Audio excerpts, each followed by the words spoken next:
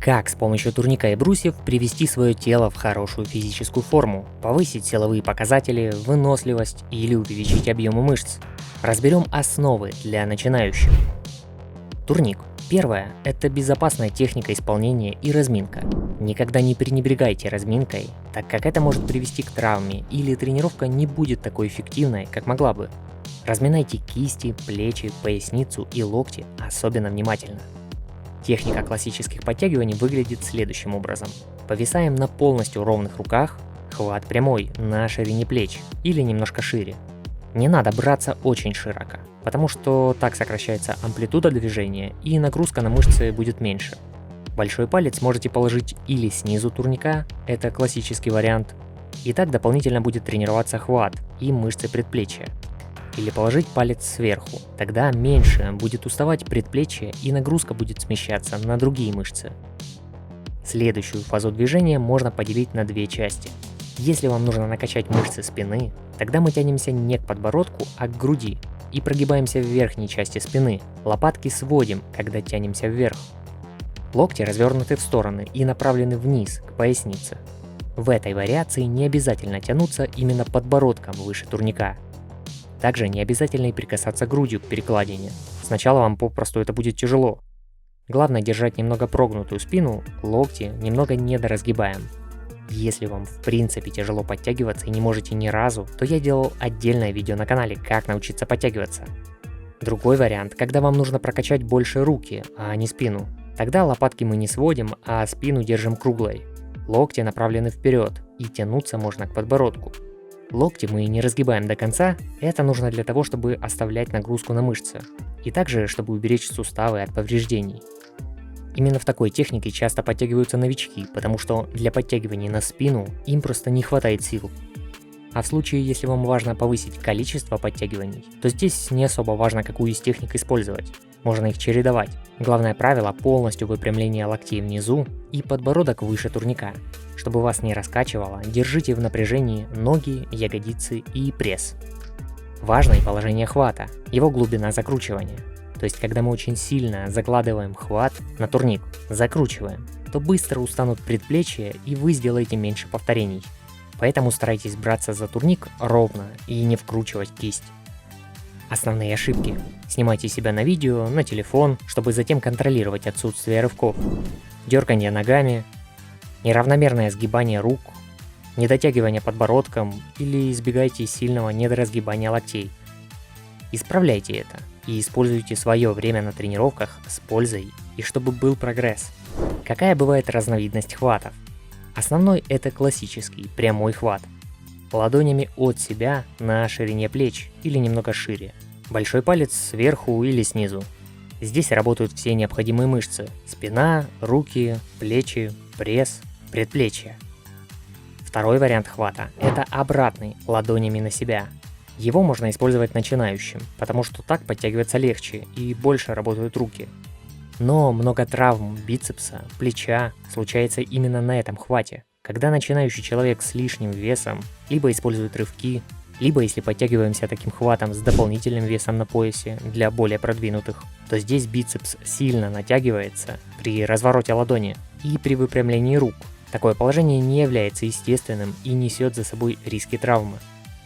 Третий вариант хвата, если на вашем турнике есть боковой или еще называют параллельный хват.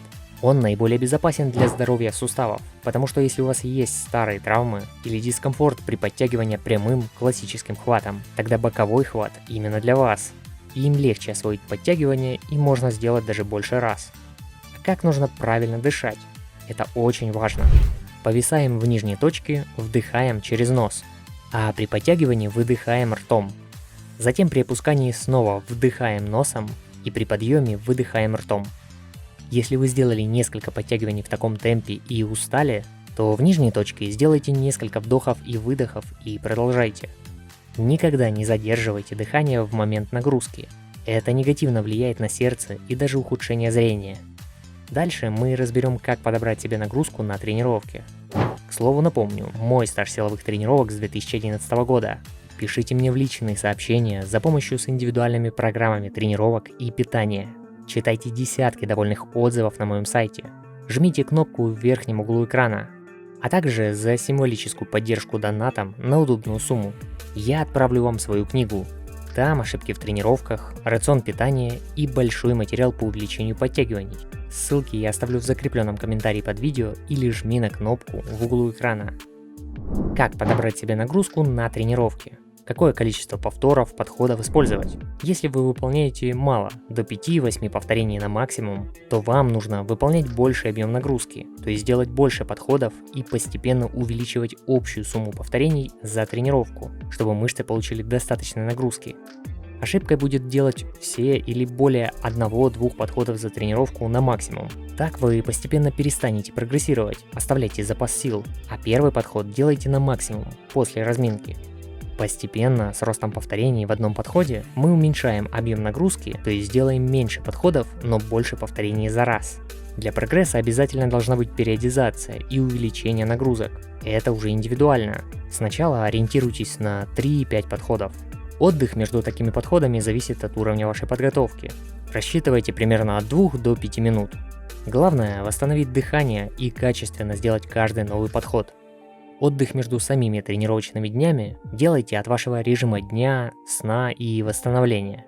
При очень частых тренировках прогресс остановится. С улучшением вашей физической подготовки дни отдыха нужно еще увеличивать, а начните тренироваться через день. Дальше разберем брусья. Ребят, если вы хотите обсудить и решить свой вопрос по тренировкам, предложу вам присоединиться в наш чат атлетов между более 5000 спортсменов в телеграм-группе. Там же и найдете мои статьи с разбором полезных тем в тренировках. Ссылка на Telegram в закрепленном комментарии или жмите кнопку в углу экрана. Теперь некоторые нюансы отжиманий на брусьях. Классические отжимания можно распределить с акцентами на мышцы. Если для мышц груди, тогда локти мы не разгибаем полностью сверху, держим нагрузку. Ноги подаем чуть вперед, а корпус наклоняем, опускаемся до 90 градусов или немного ниже.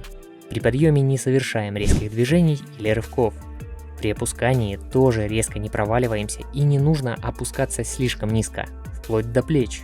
Это все травмоопасно. Локти не разворачиваем сильно в сторону, хватит примерно под углом 30-45 градусов. Если упор на тренировках нужен на трицепс, то тогда держим локти прижатыми к корпусу, а тело ровно опускаем, без наклона. Локти в верхней точке выпрямляем полностью. А если же нам нужно увеличить количество раз, то здесь основное правило – это опускаться минимум до 90 градусов в локтях и полностью выпрямлять руки сверху, исключать рывки. Но помните, что частая многоповторка с выпрямлением локтей на турнике или брусьях – это не очень безопасно для суставов.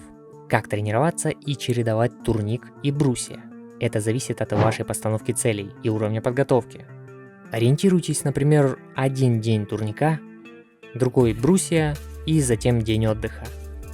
Если делаете на одной тренировке подтягивания и отжимания, приоритет ставьте на одно упражнение, а второе с облегченной нагрузкой, и тогда 1-2 дня отдыха. Таких вариантов комбинации нагрузки существует очень много. Если остались вопросы, обсудить можно в комментариях.